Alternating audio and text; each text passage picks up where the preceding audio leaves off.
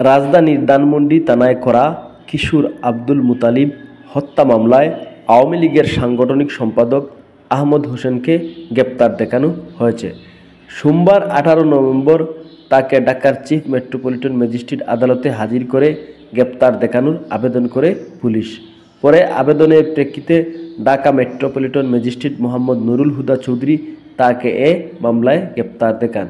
এর আগে গত 20 আগস্ট রাতে রাজধানীর বনশ্রী এলাকা থেকে আহমদ হোসেনকে আটক করে ঢাকা মহানগর গোয়েন্দা পুলিশ ডিবি। পরে তাকে ডিবি হেফাজতে নেওয়া হয়।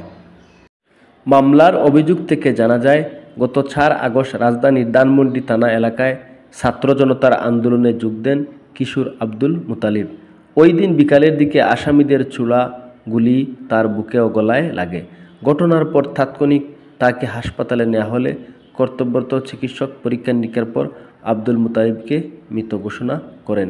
এ ঘটনায় গত 26 আগস্ট নিহত কিশোরের বাবা আব্দুল মতিন বাদী হয়ে ধানমন্ডি থানায় হত্যা মামলা করেন। মামলায় শেখ হাসিনা সহ 176 জনের নাম উল্লেখ করা হয়। এছাড়া অজ্ঞাত হিসেবে আরও 250 থেকে 300 জনকে এতে আসামি করা হয়েছে। এসবিডি নিউজ, এটিএম ফয়সল, বিশেষ প্রতিনিধি, সিলেট।